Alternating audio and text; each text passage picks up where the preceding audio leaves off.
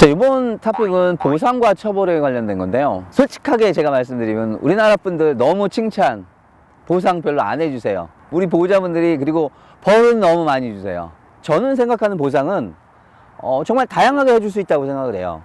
예를 들어서 뭐 간식으로도 보상을 해줄 수 있고요. 그다음에 장난감으로도 보상해 줄 수 있고요.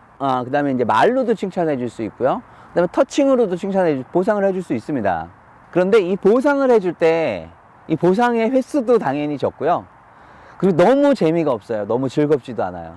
제가 봤을 때는요.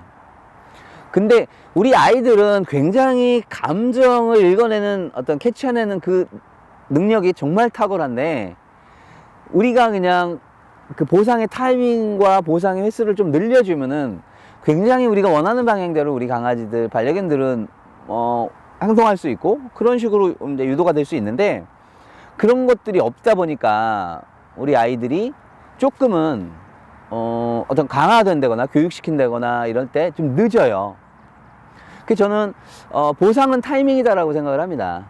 정말 맞는 타이밍에 보상을 해줬을 때 우리 친구들은 정말 빠르게 습득하고 아니면은 빠르게 어떤 행동을 벌일 수 있거든요.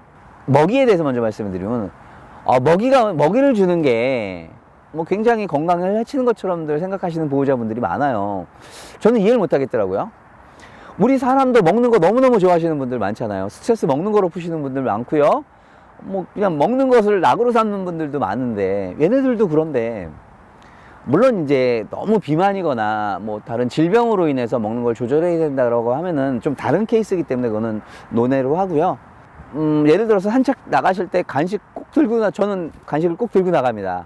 물론 뭐 엄청 많이는 아니고 정말 조금 들고 나가서 그때 간식을 주는데, 저는 이 산책은 소풍과 같다. 우리 소풍 나갈 때 사이다, 김밥, 아니면 요즘 아이들은 유부초밥, 아니면 뭐 맛있는 것들 많이 가져가잖아요. 현장학습 할 때도.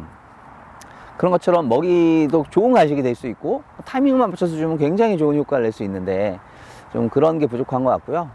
그 다음에 장난감도 그렇습니다. 우리 아이들이 장난감도 정말 좋아하는 장난감을 좋아하는, 저희 둘째 이제 앙리는 정말 좋아하는데, 이 친구들이 장난감을 제때 주면은 교육시킬 때나 아니면은 행동교정을 할 때 굉장히 잘 효과적으로 빨리 배울 수 있습니다. 그리고 이제 터칭도, 저는 터칭에 마사지라고 표현할 수도 있고요. 뭐 이게 이완작용이 될 수도 있고, 그 다음에 서로 간의 어떤 온기를 느낄 수 있는 굉장히 좋은 방법이라고 생각을 합니다. 터칭이 순간적인 터칭도 괜찮고, 아니면 좀 이렇게 쓰다듬는 마사지 같은 터칭도 괜찮고 해서 굉장히 좋은 방법 같고요. 마지막으로 이제 말로 하는 보상 칭찬인데요. 과거의 훈련사들은 이런 톤으로 이제 명령어를 많이 했어요. 지금도 많이 그렇게 하시는데, 따라, 엎드려, 앉아, 이런 톤으로 대부분들이 명령어를 하세요. 그리고 지금도 보호자분들도 이런 톤으로 하시는 분들이 많으세요. 근데 이 명령어에는 위압적인 느낌과 강압적인 느낌이 들어가요. 저는 이제 그 명령어들을 좀 이런 식으로 하고 있는데, 앉아, 엎드려, 가자, 이런 톤의 차이가 우리 강아지들은 굉장히 민감하게 반응을 하거든요. 뭐냐면은 이게 강압적이고 무서움을 주고 어떤 이 힘으로 제압하려고 하는 이런 느낌들의 목소리 톤보다는 좀 애정이 묻어 있고 조금은 편안함이 묻어 있는 이런 목소리를 이용해서 명령어를 하거나 칭찬을 하게 되면은 칭찬의 경우는 굉장히 즐겁고 활기찬 목소리죠.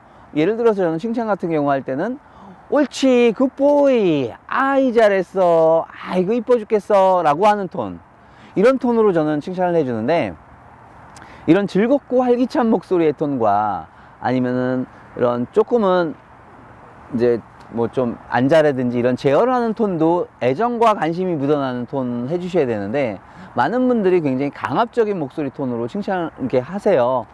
그러다 보니까는 이 아이들이 조금은 우리 명령어를 좀 위압적으로 느끼는 경우가 많기 때문에 저는 그런 조절도 좀 필요하다고 생각을 합니다.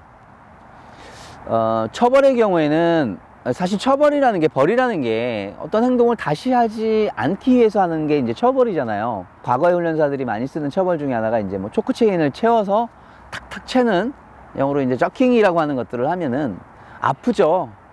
그렇기 때문에 그 순간에는 말을 들을 수 있어요. 그런데 그 행동이 나아질까요? 저는 그게 나아질 거라고 생각을 안 합니다.